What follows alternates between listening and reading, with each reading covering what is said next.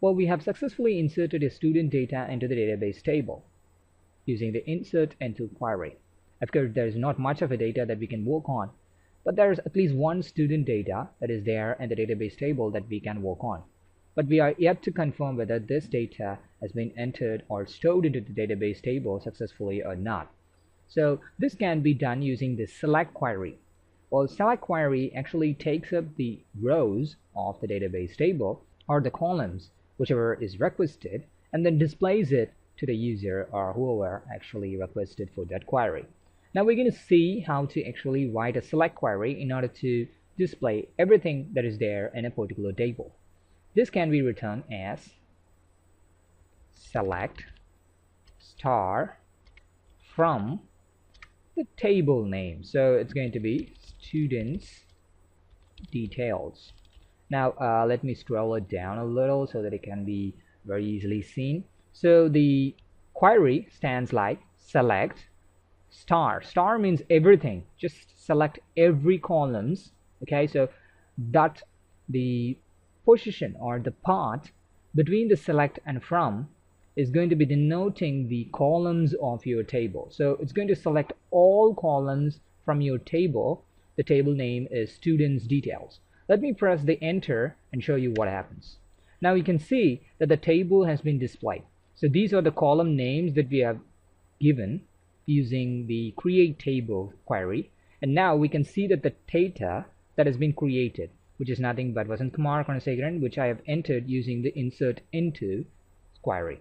So we can also see that the time has been successfully entered in here. So 2015, 3rd month and 3rd day. That's the time actually that I am recording this particular video. So you can be sure when this one started and when it's going to end. Okay. So, well, this is how you display everything from a table. So we are having only one data in here, only one student in here. So that's the reason why you're seeing only one student data. So let's actually insert a couple more to make it a little bit more complex, or what you can say as something to deal with. So let me actually say some random names. Okay, student 1, last name 1 of those. But these are random values, so just don't bother about it, and don't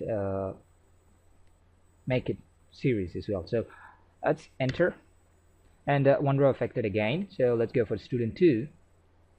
It's easy for me to actually enter these kind of data, but I can't able to actually think much about data in here. So they're having the same phone number. Let's actually add one more 0 in here to make it a little bit different. Okay, so well, we have 3 student details in here. So let's go back and use this query in order to get all those 3 student data. Well, the first data is what we have entered in our last video using the insert into command. So these 2 data has been inserted right now in this particular video just for some test data.